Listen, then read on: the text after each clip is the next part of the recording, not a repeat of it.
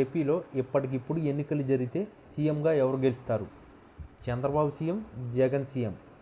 ఖచ్చితంగా కామెంట్ చేయండి.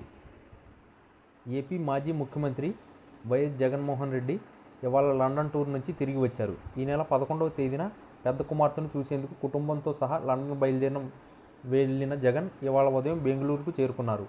బెంగళూరు నుంచి రేపు తాడేపల్లికి జగన్ రానున్నారు. దాదాపు 10 రోజుల పర్యటన తర్వాత జగన్ తిరిగి పార్టీ శ్రేణులకు అందుబాటులోకి రానున్నారు. మరోవైపు తెలుగు ప్రజలకు జగన్ దీపావళి సందర్భంగా శుభాకాంక్షలు తెలిపారు. ప్రతి ఇంటా దీపాలు వెలగాలి, ఆనందాలు వెల్లువలా పొంగాలి అంటూ జగన్ ఓ ప్రకటన విడుదల చేశారు. వెలుగుల పండగ దీపావళి తెలుగువారి జీవితాల్లో వేల కాంతులు నింపాలని జగన్ ఆకాంక్షించారు.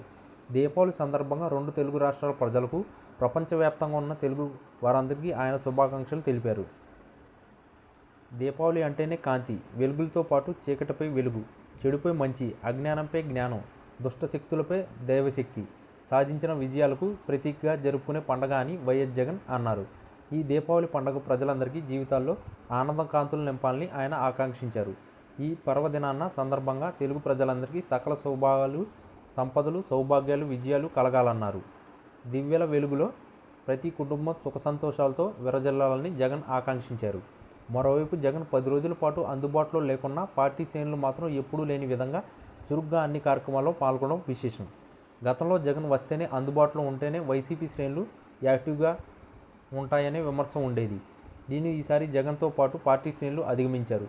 దీంతో ఈ సానుకూల పరిణామంపై ఇతర పార్టీల్లోనూ చర్చ జరుగుతుంది.